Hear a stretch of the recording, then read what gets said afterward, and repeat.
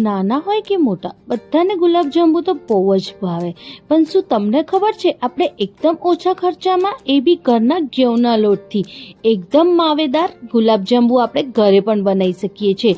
બહુ easy recipe છે, જરૂરથી ફોલો કરજો। ઘરની કોઈ બી એક વાટકી લઈ લેવાની, એની વાટકીની મદદથી એક વાટકી જેટલો ઘઉંનો લોટ અને એક વાટકી જેટલું મિલ્ક પાવડર લીધું છે, અને જે આપણે દાળ ભાત શાક જે ચમચીથી કહીએ છીએ એ ચમચીથી 4 ચમચી જેટલું મેં અહીંયા દેશી ઘી એડ કર્યું છે। અડધી ચમચી જેટલું મેં આમાં એલાયચી પાવડર એડ કર્યું છે, અને જે ચમચીથી આપણે ઘી નાખ્યું હોય એ જ ચમચીથી 1/4 ચમચી જેટલું ખાવાનું સોડા એડ કરવાનું છે। હવે બધાને આપણે સરસ રીતે મિક્સ કરવાનું છે। બધું સરસ રીતે મિક્સ થઈ જાય પછી એક વાટકી જેટલું મેં અહીંયા દૂધ લીધું છે। જે વાટકીથી ઘઉંનો લોટ લીધો તો એ જ વાટકીથી દૂધ લીધું છે। થોડું થોડું દૂધ ઉમેરવાનો, અને જેમ આપણે રોટલીનો લોટ બાંધતા હોઈએ બસ એટલો જ પોચો લોટ બાંધીને આપણે રેડી કરવાનો છે। અડધી વાટકીથી સરસ લોટ બંધાઈને રેડી થઈ જાય છે। હવે આ લોટ ઉપર થોડું ઘી લગાવી દેવાનું। ઘી લગાવીને તરત જ આપણે આના લુવા કરી દેવાના છે।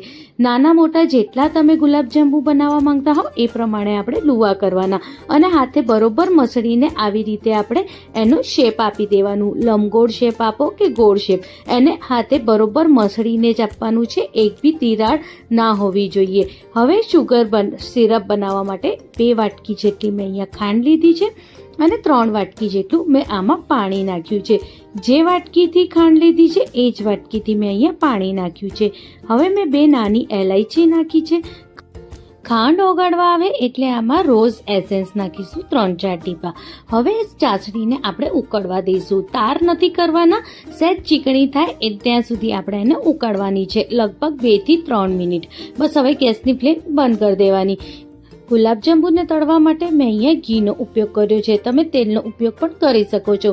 સહેજ ઘી ગરમ થાય એટલે એક એક કરીને આપણે એમાં ગુલાબજાંબુ નાખવાના, અને આવી રીતે જ્યારે ગુલાબજાંબુ ફૂલે ત્યારે ગેસની ફ્લેમ એકદમ ધીમી કરી દેવાની, અને ઉલટ પુલટ કરીને આવી રીતે ડાર્ક બ્રાઉન થાય ત્યાં સુધી આપણે એને ફ્રાય કરવાના છે, કંઈક આવી રીતે। બસ આવી જ રીતે બધા ગુલાબજાંબુ આપણે તળી લેવાના।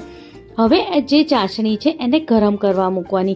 આવી રીતે ચાસણીમાં બબલ્સ થાય પછી એક એક કરીને 2-2 કરીને બધા ગુલાબજાંબુ એમાં નાખવાના, અને એને ગુલાબજાંબુને ચાસણીમાં આવી રીતે આપણે ઉકાળવાનું લગભગ 2 થી 3 મિનિટ। 2 થી 3 મિનિટ સરસ ઉકળી જાય એટલે ગેસની ફ્લેમ બંધ કરી દેવાની, અને ઢાંકીને અડધો કલાક માટે મૂકી દેવાનું। અડધો કલાક પછી કંઈ ગુલાબજાંબુ આવી રીતે સેટ થઈ ગયા હોય અને રેડી છે ઘઉંના લોટના ગુલાબજાંબુ। રેસીપી જરૂરથી ટ્રાય કરજો।